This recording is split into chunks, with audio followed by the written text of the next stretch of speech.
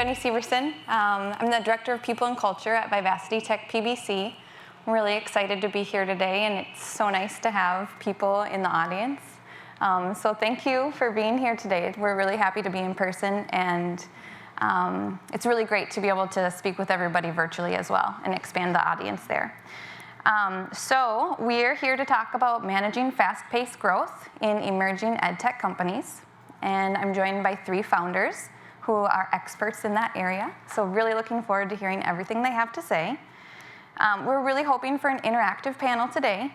So for our members in the audience here, if you want to just raise your hand if you have a question, we'll get a mic over to you and make sure that we can address that throughout the session. Don't feel like you have to wait until the end. I know you've been doing a lot of emoji hand raising lately. So just as a reminder, just anything like above the shoulder would constitute a hand raise. If you're really excited, you can put it way up high. We'll accept that as well. But for the virtual attendees, Kelly Schultze is here. She's going to be helping us with those questions. So just enter your question in the chat, and she'll make sure that it gets to the panel. And you can also engage with each other as well in the chat session. So I'm going to start by introducing our panel. First is Peter Boachek. Peter is a 20-year classroom teacher and co-founder, CEO of Pivot Interactives. Prior to teaching, Peter studied electrical and computer engineering and spent 15 years in industry. As a teacher, Peter continually explores using technology to improve student learning. And as an entrepreneur, he's compelled by the idea of creating a growing and sustainable company that has clear, measurable, positive community impact. For the past decade, Eli Maloley has founded and scaled not 1, but 2 EdTech companies to well beyond 8 figures of annual revenue. Having started in the EdTech industry by way of making cold calls for $10 an hour, he's received a tremendous amount of help on his journey of success. And as a result, he's very passionate about giving back to both the EdTech and the entrepreneurial community through any avenue possible. His current company, Vivacity Tech PBC, is the only public benefit corporation to provide technology hardware to schools and has donated over $100,000 worth of technology to organizations in just 3 years since inception. He's also my boss, and I'm not sure if this will be part of my performance evaluation, but if you want to help me out, make me look good, that would be great. Carlos Seoane is a co-founder and CEO of Extempore. A lawyer by training, Carlos has been working with software products and companies all of his professional life. Before founding Extempore, Carlos held executive positions at Thomson Reuters, including leading the e-billing hub, a software business that has served the billing needs of the largest law firms in the world, processing over $3 billion of legal fees of legal work every year. Carlos is the son of 2 university professors and is married into academia. Teaching and teachers have been a part of his life since he was born. Well, thank you all for participating in the panel today. We really appreciate your time. Thank you for being here. I have some questions prepared, but like I said, we'd really love for this to be an interactive panel. We're hoping to hear from the audience, and also for the 3 of you just to engage with each other. In our prep call, we spent an hour easy without asking a single question. So we'll see if that's repeated here. But I'll start off with a question, and if you need me to repeat it, which I'm sure you won't, just let me know. But the first thing I want to do before we get started is we're here to talk about some of the challenges in managing fast-paced growth, but I'd love for you just to set the scene for the audience in regard to your business. What's your business model? Maybe what was the gap you identified in the market that led to your inception? And because we're going to be talking about overcoming challenges, this is a great time to talk about some of those successes and what attributed to your rapid growth. So, Carlos, can you start us off? Yeah, sure. So our company is called Extempore, and it's a platform for language teachers, so ESL, or world languages teachers. And in a nutshell, what we do is we replace a legacy language lab, a physical language lab. So historically, people have been using behind the firewall servers to get their students to practice speaking. That's 1995 technology that it remained essentially through the 2000s. So we essentially do a cloud version of that. So we are, like everybody here, we are sort of on the right side of COVID, right? When COVID hit, people who were traditionally using a language lab couldn't use it anymore, right? So the switch over to the cloud was instantaneous and an obvious thing that it was obvious to us 5 years ago, but it wasn't obvious to us and to them until 2020, it sounds like. Is there another part of the question? Yeah. What would you contribute the success of your rapid growth? I think you touched on that. And maybe what was the gap that you identified in the market that led to the creation of your business? The gap, what we do, the core of what we do, we solve a logistical problem, right? A teacher that has 90 students, 120 students, doesn't have time to have a conversation with all of them. And if I'm learning French, if I'm an immigrant learning English, I need to practice. So because the teachers don't have time to practice with their students don't speak. If they don't speak, they don't become proficient. So that was the gap, and we figured there was a technology solution to solve that. And I'm a business guy, so problem, solution, market equals business. Sounds way easier when you're conceiving it than we're actually launching it. But there is a business there, so that was the gap, and that's what we were after. That's great. Eli? Yeah, so Vivacity Tech, we sell technology hardware to schools, primarily Chromebooks. Chromebooks comprise 70% of the devices deployed in K-12 across the U.S. That percentage is a little bit lower here in Minnesota, but Chromebooks are generally the device of choice. So we're a Chromebook reseller. We partner with HP, Lenovo, Dell, and we provide their Chromebooks to schools. What our business did that's very unique is we took it an extra step, and we actually manufacture carrying cases that students use to put their devices in. We also manufacture steel products, charging carts, and charging cabinets, where teachers can lock the devices at night and have the devices charge. So we have a manufacturing component which is very unique in our market. And then we took that even one step further, and we developed a proprietary software that allows a school district to manage their fleet of Chromebooks and charging carts and carrying cases as well. So they can manage their assets, they can manage any down devices, they can request repair or service from us, as well as track their projects that we're helping them with. Very recently, we've launched a curriculum, and so even taking it one step further, and so now all of a sudden we're a curriculum company. We kind of look at each other like, okay, we now provide curriculum. It's strange. Just won an award from Tech and Learning, the best of back to school software, curriculum. But what it does is it teaches the students how to repair the Chromebooks themselves. So school districts can use our software to manage their repairs, and then their own students will train them up, and then they can use our software to manage their repair process of the devices that we resold to them. One thing that I would say has been a huge boon to us through the whole COVID situation is that school districts were looking to simplify everything they did. There were so many moving parts to everything that technology administrators were going through, and we allowed them to really simplify everything. So instead of having to reach out to a vendor for carrying cases where students all of a sudden had to take the devices home, reach out to somebody else to buy Chromebooks from, use somebody else to help repair the devices, we brought that really under one roof. We're the one throat to choke, or as one sales rep said, one vendor to hug. It is really, I think, what made the difference for us. I hope it's one vendor to hug.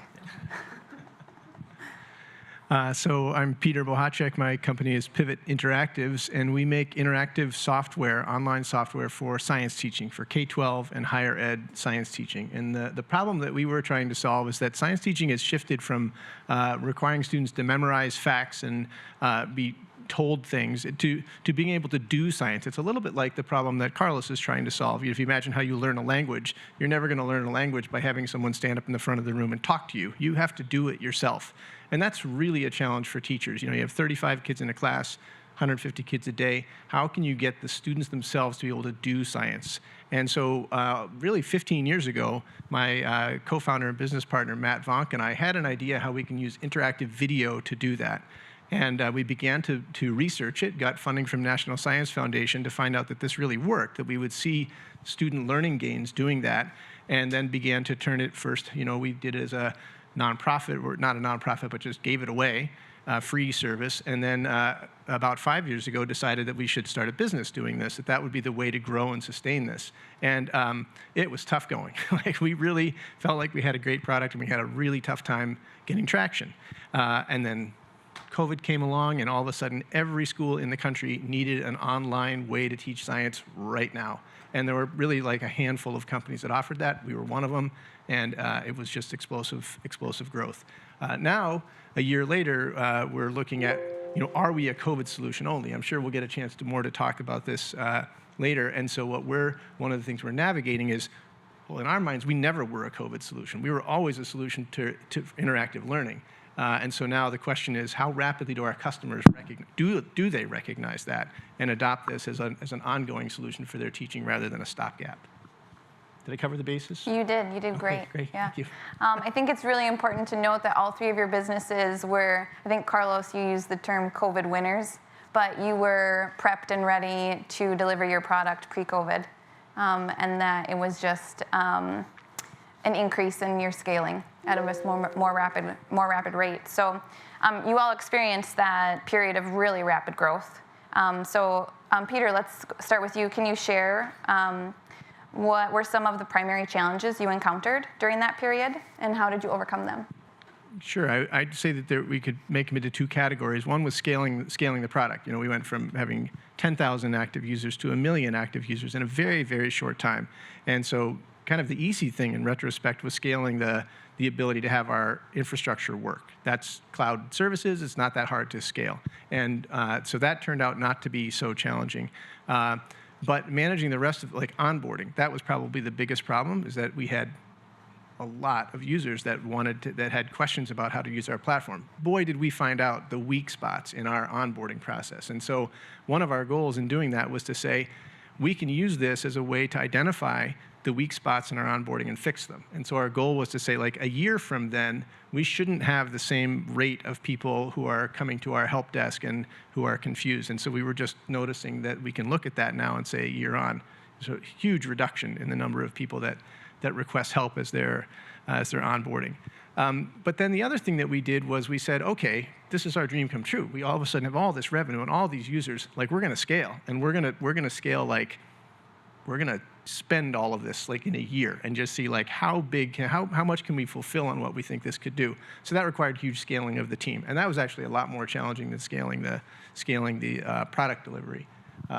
So scaling the team, which was a whole new thing, something that I'd never practiced before, but I think it went well too. So now we have a team that's, I think, very stable and responding to the challenges that we have. So those are the two. Yeah, I would say, for us, we utilize a goal tracking system called OKRs. I think several people are familiar with OKRs. Highly recommend you look into that if you're not familiar, but stands for Objectives and Key Results, and you start by setting a company objective. And last year, as we were starting to experience some of the growth acceleration, just for us, when all of a sudden every student's going home, and if the school district hadn't already provided one Chromebook to every student, they were looking for places like ours that could do that.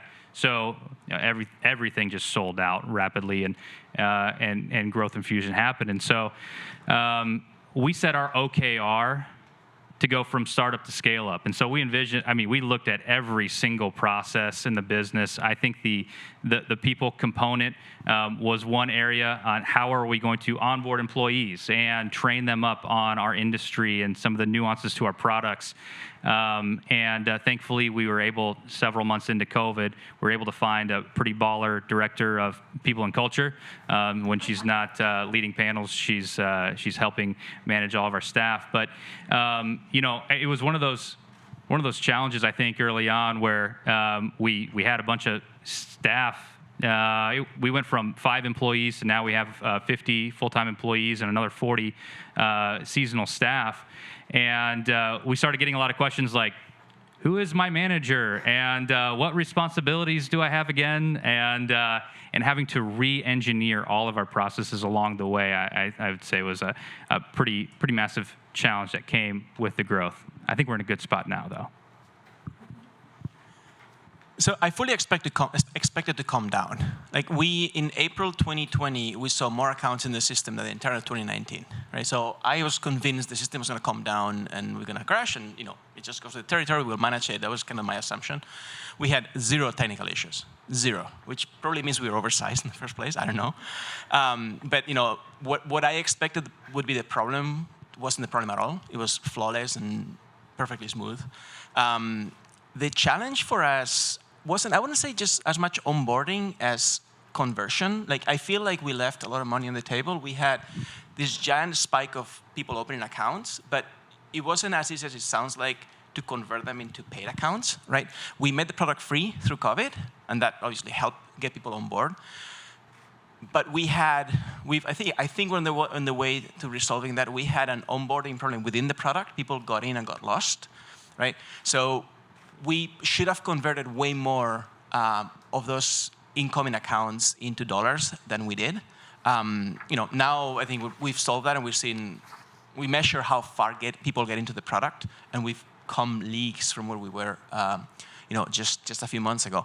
But that, it's one thing when you're just getting a handful of inbounds and you can handhold them and massage them and call them, it hides a lot of problems, right?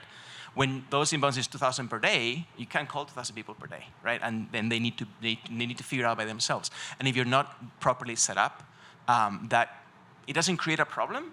It just doesn't work as well as it should. So I think that would be my biggest challenge, which is still a challenge. It's less than it was, but.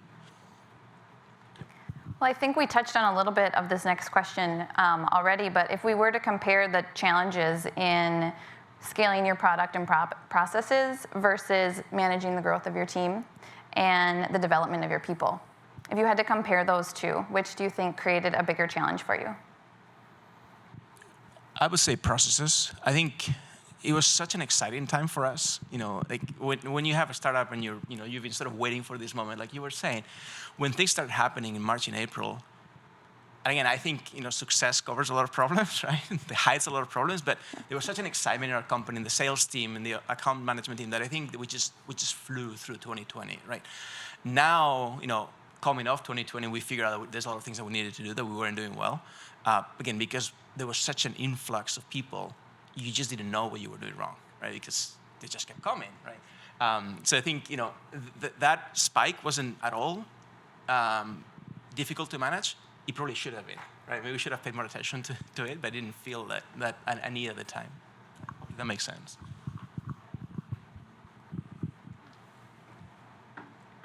People or processes, right? That's the question. Yeah, that's the question.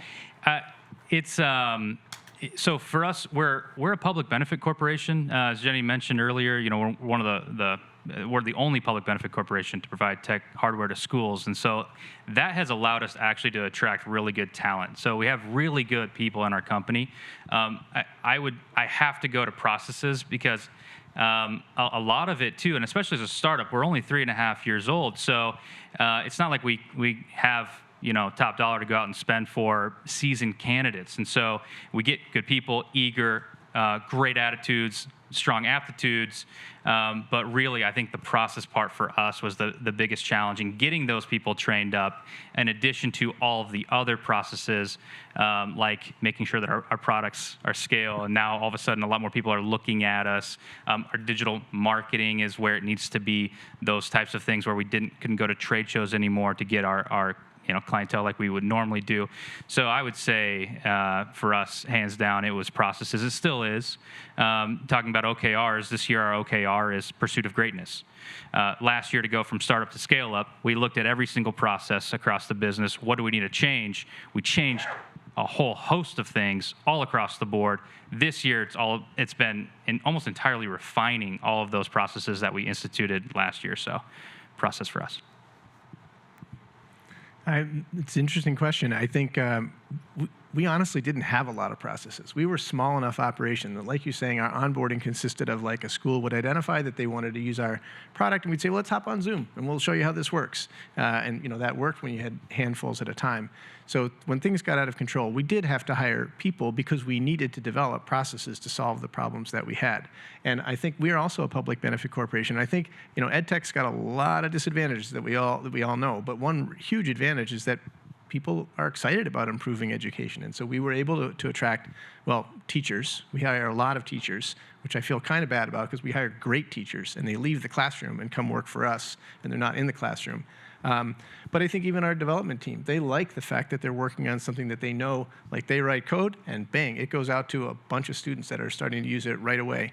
And so the team built really fast and it was a lot of work. But we got a great team put together. Just to give you a funny example, our customer success manager, who was responsible for the training in April, she'd been working for us for a few months. She said, the job you've asked me to do is impossible. Like, we're going to have so many users that are coming on board. There's no way that so here's your choice. You have to hire 6 people like me, or I think I can build a self-serve system. Like, I can go out and get a product and configure it, and it's going to handle the majority. And I was like, great idea, right? 80% of our onboarding is handled by that system that she built herself, right? And so things like that really help. So processes or team, like the team really helped us nail down some of the processes. One of the things that you said, Peter, in one of our prep calls was that you guys always focus on hiring for vision alignment. I really loved that. What you said is, that you can teach people, they can learn fast. But focusing on that vision alignment versus possibly experience alignment, I think has helped you a lot in that area. Yeah, it really has. And I think, again, that's one of the benefits that comes along with education, being an education company, that it attracts people who really are interested in education and they get caught up in our vision. It's one I really like that too, because it helps me really, and Matt and the leadership team, when we see how excited our employees get. That's number one, that's a good sign we have the right person working for us, and 2, it's nice reassurance that what we're doing is valuable. Why do you guys, you all I think have touched on the responsibility to education, and that you as founders or your employees feel that responsibility to education. Why do you think that is, that you're able to find those employees who have that commitment to education? Because we have it, I guess. It all comes from the top, right? I think if they feel it, then that sort of carries over.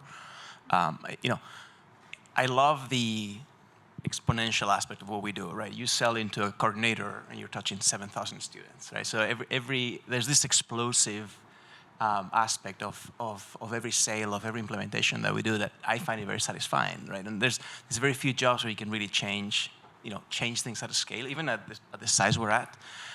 So I think that sort of, if you feel it, which I think all 3 of us do, I think sort of that imbues the company and that just sort of permeates everything we do, right? And you can tell people don't feel it and they don't feel, and they feel that they don't feel it, so they don't apply or they don't push forward, right? Mm-hmm. Yeah, I think you hit the nail on the head. I think, beyond just having a passion for the industry, I think the DNA of CEO, founder carries its way to everybody that comes in the door to come work for you. The characteristics that you have are just kind of naturally magnetizing people who have those same characteristics. So I think I completely agree with everything Carlos just said. So as science educators, the idea that young people can learn science, and learn science meaning like observe an event and extract some data and use that data to like draw conclusions and make predictions and really see science not as a collection of facts, but as a process. I'm super passionate about that. But we have one collaborator who is a researcher, a science education researcher, and she immigrated from Russia. And every time we get on the phone with her or Zoom, she's like, we're trying to save the world. That is what we are doing here. Like, let's not mince words. We are trying to save the world. And it's hard for me to get, it seems like hyperbole, but I get so wrapped up in that. I really do. And I think that's part of what happens with our team is that they're like, we could really improve things a lot if people understood, for example, how to look at data and draw conclusions. Well, so the big question, I think, for any startup is sales related. And we definitely know that selling in schools has its own set of challenges. So whether that's getting past gatekeepers or staying ahead of the competition, in a lot of your cases, I think it's trying to prove to non-decision makers that your product or services are the best in the market. So Eli, you started your EdTech journey in sales. So let's start with you. What are the biggest challenges that you faced in getting into school districts? And what lessons have you learned? Well, I think step one for us is getting people to pronounce our name right. No, just kidding. It's Vivacity. It looks like Vivacity. We get that all the time. No, there's an objection. I think that almost every single buyer in K-12 is going to have and never verbalize, which is, I don't want to look like an idiot for working with you. And so everything that we do in terms of our interactions with schools is always trying to address that concern. And again, it never gets brought up. So that's a lot of demo product. It's getting it, in their hands. Maybe you're working with the champion is kind of one thing that you alluded to, Jenny. There's the champion and there's the decision maker. The decision maker in our world is the tech coordinator, generally speaking. The champion might be a technician on their staff. And so they might, the decision maker might turn to the champion and say, hey, can you please demo this software or check out one of Vivacity's carrying cases? And so we send out demo product. But we're always very conscious of things like how quickly do we respond to emails? Because people want to know, like, if I do end up working with you and I have a problem, how quick are you to respond? Are you available? What does that look like? How do I reach you? Because no one wants to look dumb. And even when we look at our tech directors, and I think it's going to be the same for Carlos and Peter here, the people that we're selling to have customers. In our world, the tech coordinator, their customers are the teachers and the students. So, we're giving them a carrying case. They don't want the carrying case to fall apart in a couple months type of thing. So what is the quality of the product? What is the warranty? What are the people that providing the product? How quickly do they respond? Those types of things. So I would say that's the one piece that we target above everything else in our sales and marketing efforts. Yeah, they say that, teachers or coordinators adopting a product is like telling your kids that Santa is the parents, right? You don't want the kid to be the first one who knows because he gets very disappointed, but you don't want them to be the last because they look like idiots, right? So they want to be in the middle. They want to feel like they're in the middle. It's kind of the same thing, right? You have the early adopters, but there's a few of them. So what we found is the valid, we do the thing, you need to feel them taken care of. The responsiveness needs to be instantaneous, all that stuff. I think you need to cover the basics. But I'm surprised by how much easier it got the bigger we get, right? When we start getting some lighthouses, when we can reference those lighthouses, when we can do case studies, when we can do video case studies, all that stuff helped immensely, right? And we had a lot of people that were on the fence that, they knew we were a good product. We felt like a good product. We felt like something they should do. But until we were able to put a lighthouse in front of them, they never took the step, right? So I think you're completely true. I don't know if that's, I used to work for a very large company that had a huge reputation, so this never came into play, right? I only understood this now. So I don't know if it's in other industries it's the same way. But yeah, this idea that they don't want to look like idiots, they want to be successful, but they're not going to take the first step until there's some sort of validation, external or internal. So I think one of the biggest probably the biggest mistake that we made in founding this company was we had this idea that if we built a product that worked, that teachers liked it, that students liked it, that we would put that out, like turn on our website, and teachers would find it and they would adopt it. And then because they liked it, You weren't the only one who made that mistake, just... What's that? You weren't the only one making that mistake. Oh, right. We talked about this exactly during one of our pre-calls. And so we thought, and then they'll ramp it up the chain. They'll talk to the department head who will talk to this, and then the school board will approve this massive adoption, right? And it did, that was wrong. Now, during COVID, it was actually not wrong because then all of those people were like, you all have to go teach on Zoom tomorrow. That's the only medium you have. We need something. And then when the teacher said, yeah, I know this thing, it's Pivot Interactives, bam, that turned into a sale.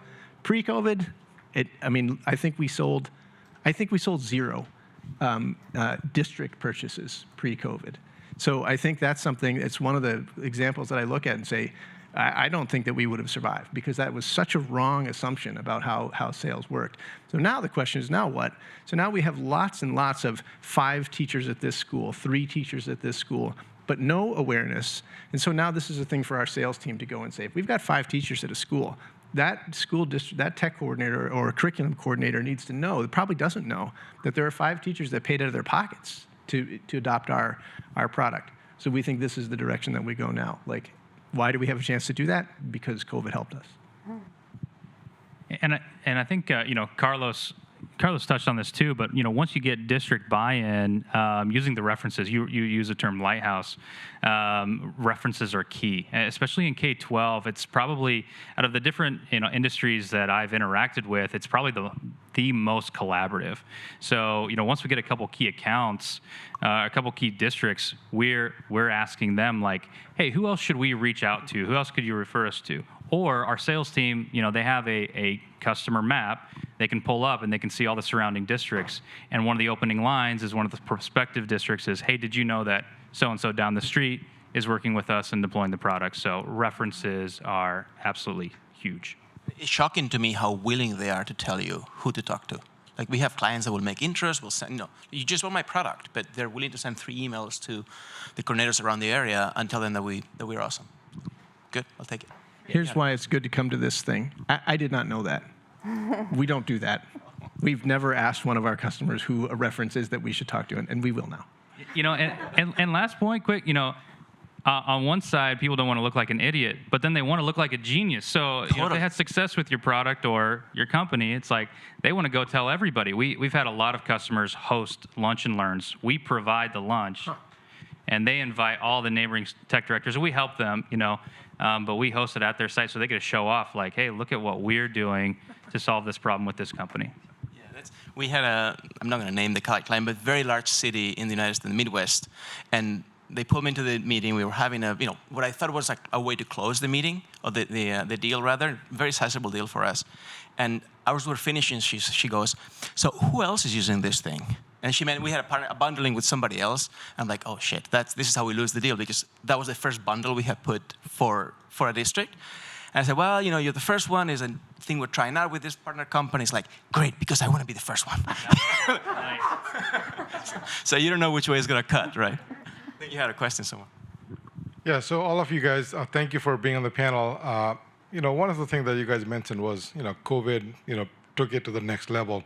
I'm guessing most of your, contracts are, SaaS-based, multi-year. So I'm like, how are you guys planning for, as school go back in session, what's the potential downside, or what's the potential upside trying to, engage on the contract and take it to that next level now?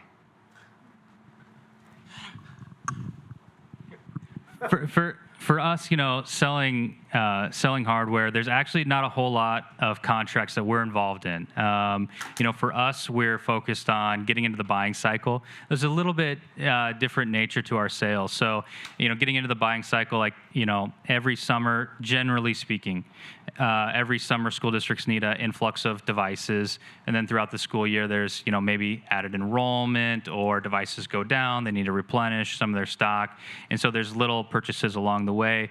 And so we're just trying to kind of insert ourselves into their routine buying cycle and hopefully be that vendor that they're just consistently working with. And the idea is, as long as we service them and do a good job, they'll hopefully just keep coming back. And so we generally don't have any written agreements that locks them in. So we do, and we try to lock them in as long as possible, but we run, shocking, but we run into the same issue that Peter was saying, this perception that we're a COVID product, right? What COVID did for us is it made us a real company, right? It suddenly gave us all these lighthouses, all this presence, and now, kicked us up like 2 years ahead of it would have taken us 2 to 3 years to get where we are right now.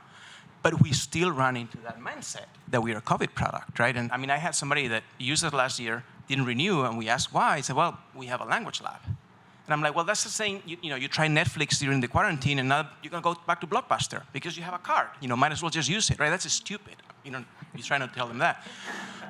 But is that, people are very, very conservative in that sense, right? And it's like a rubber band. They snaps back to where we were, right? To where they were. So that continues to be a challenge, and it's good for us. But every time you run into things like that, Well, I was just going to say we had a little bit of a different strategy, and it's a little early to say that it was wholly a success, but I think we've seen some traction. We don't do multi-year deals, And so what we envisioned that what was going to happen is that when the budgeting cycle came up again, they would ask, how many people used Pivot Interactives? And so what we did very early on, because we had this influx of revenue and we built our development team, we did a lot of listening to what customers, and we had our own ideas too. And what we did was we built the features that we knew were indispensable in the classroom, not just for remote learning. And we just let our customers know repeatedly, like, this is focused on something you can do in the class, in the class, in the class, or we would say remote and in the class. Like collaboration was something that teachers always want students to collaborate. We built collaboration tools or things that save time for grading. Teachers always want that. So we used that opportunity to build features that we thought, these will be sticky. These will be features that teachers, when that curriculum director says, how did it go? Like, that they'll say, yes, this is a post-COVID tool. We need this all the time in our classroom. Are our sales as high as they were in 2020? No, but we've seen a lot of retention. Thank you. Still, take that multi-year deal. Take that multi-year deal. They're good. Yeah. Especially paid up front. Yeah. Peter, you also have mentioned that you hire a lot of teachers. I think you said that almost every department is led by a teacher. So how does that affect your ability to sell in the EdTech space? It's funny. Our development team is not led by a teacher. It's led by an ex-student of mine who learned to code while he was in my class and then coded some of the very early features way before this was Pivot Interactives. And he now is one of the 2 leaders of our. So the other teams are all led by ex-teachers. And the reason that we've done that is because teachers, we are solving teacher problems. And we still, I think, although this idea of scaling and working with departments and districts is important, our ethos is teacher problems, and so who better to do that than have teachers who are tech savvy, really effective, experienced teachers who are talking to teachers and helping them learn what do these teachers want that we don't have, like how can we smooth things out, how can we make it more powerful, and empathizing with the teacher helps as well. So I think that's been a really important part of our success. Our lab where we create our content is in a public high school. It's the strangest thing. Like, it's a commercial company that has a space inside Two Rivers High School in Mendota Heights. And I don't know how many companies have their production headquarters in a public school, but it's key because students are coming through there. An awful lot of our content is built by students. And we're testing it with students, and teachers are always coming through, so that infusing this company with education people, I think, is really important to us. Do we have any online questions, Kelly? Not yet. Okay. Hey, you guys, I know I can't see you, but. I do want to comment on that. I struggle a little bit with that. So I co-founded this with my wife as a professor, so we had that SME already built in from the founding point. But then we didn't hire our first teacher until last year.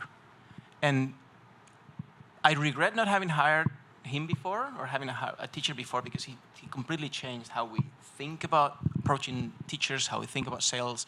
He's given us a lot of legitimacy, a lot of credibility. But at the same time, I have a very professional sales team that were very experienced in sales, right? And knew the processes, and knew how to prospect, knew how to approach people, knew the right sequences, knew how to measure, right? So, part of me wants to. We do have a plan next year to hire teachers on sales positions and see how they go, because we feel that now we have a sales process that's repeatable enough that we can train people in it. So part of me says that we should have had a teacher before. That would have helped it. At the same time, if I hadn't had the guys that I have right now, we wouldn't have the process. So I haven't quite reconciled that in my head. I don't know what your thoughts are about that. But. I guess I'll just make one other quick comment about that. When we had our pre-meeting, right, at that time, other than software development, which was a student, everything else was teachers. We literally didn't have a sales team up until we hired our first salesperson this week, and he's not a teacher. He's a professional salesperson who really clearly knows how to work in the EdTech space. So, and I think I agree with you. I don't think that I know very many teachers who could hit the ground running doing district EdTech sales. So I think that's a place where maybe having a professional makes sense.